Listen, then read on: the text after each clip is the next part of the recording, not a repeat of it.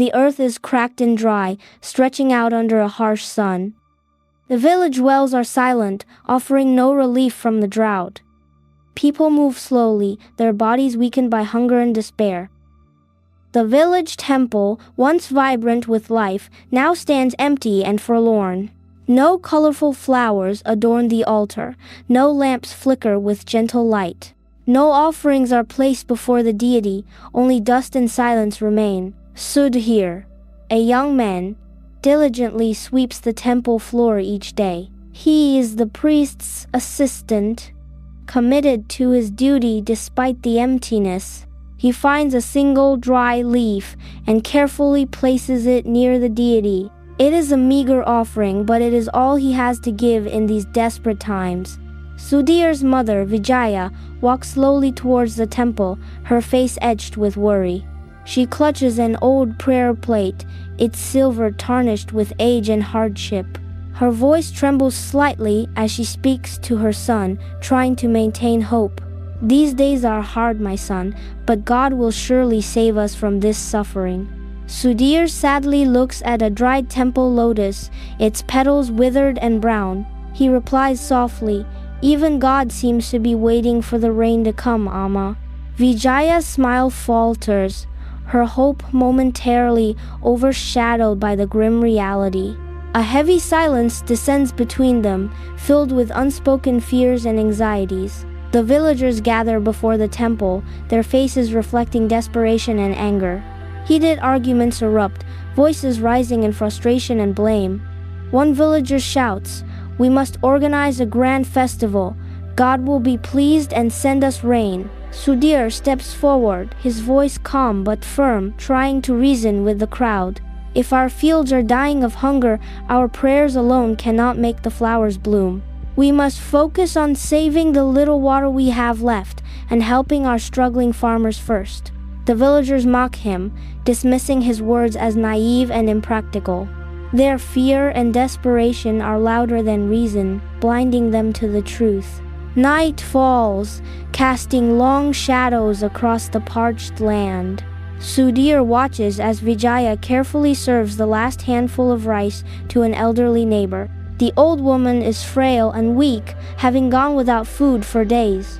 Sudhir asks his mother with concern, "Amma, if you give away our last rice, what will we eat tomorrow?"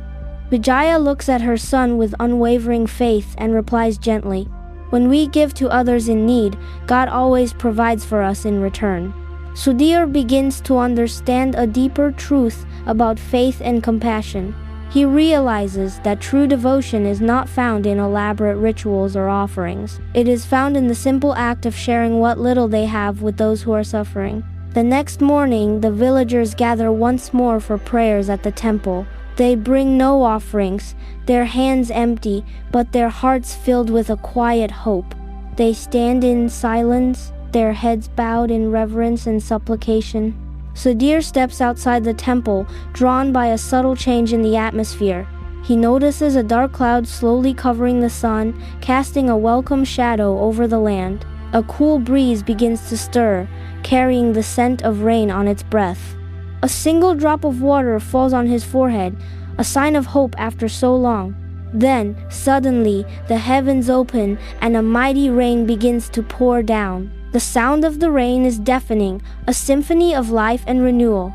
The villagers scream with joy, their faces upturned to the sky in gratitude. Children dance barefoot in the puddles, their laughter echoing through the village. Farmers rush to their fields, their hearts filled with hope for a bountiful harvest. The temple bells ring out loud, their joyful peals celebrating the miracle of rain. Sudhir looks upward, his eyes filled with tears of relief and gratitude. He watches as the dried lotus slowly drinks in the rainwater, its petals unfurling. The flower seems to come back to life, a symbol of hope and renewal.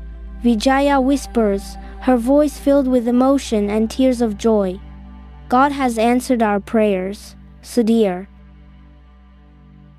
Our true prayer was not for ourselves, but for kindness and compassion towards others." Sudhir bows his head in reverence, deeply moved by the power of selfless love. The rain mixes with his tears, washing away the dust and despair of the drought. He understands that true worship is not complete without compassion and empathy.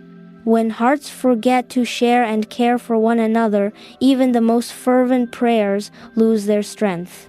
When the rain stops and the land is parched, God waits patiently for us to remember our humanity.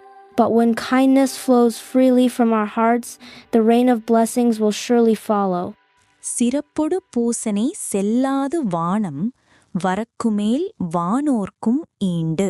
No worship or rituals will bring prosperity if rain does not fall. When skies dry, even the divine beings lack offerings. Every verse of Thirukkural is guiding light. Help us share its timeless glow with the world.